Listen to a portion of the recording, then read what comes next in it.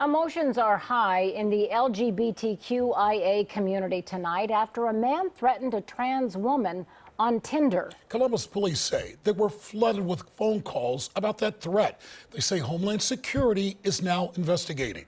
NBC4's Rob SNEED live downtown with more on the threat and the reaction.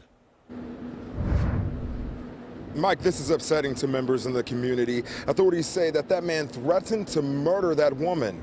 Tonight I had the chance to speak with a woman who's trans, and she tells me, unfortunately, this is all too common.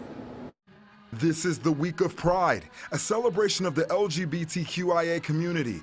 But now a dark cloud looms over the community following an exchange on the dating app Tinder that shows a man threatening a trans woman of color, a group Ripley Bennett says is marginalized the most. It doesn't just start when you start jumping on dating apps or when you walk out of your door.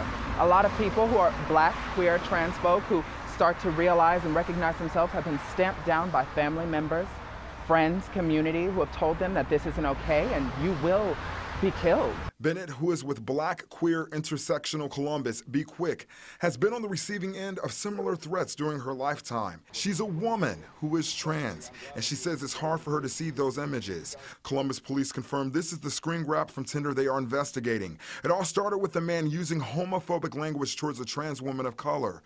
Then it escalated quickly. He says in part, quote, "I should have flirted with you, asked you to chill, and then killed you. I think the community should start doing that. I've been thinking about doing that also," end quote. Deb STEELE with STONEWALL Columbus finds this disturbing as well, especially being just days away from Pride. It's horrific. It's horrible.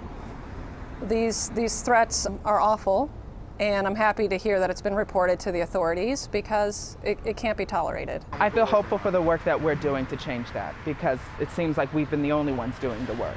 Maybe now that will change, but who knows, and I'm not holding my breath. And Tinder released a statement on Twitter saying this is not acceptable, and they did delete that man's account. Columbus police say they plan on having a Facebook Live tomorrow.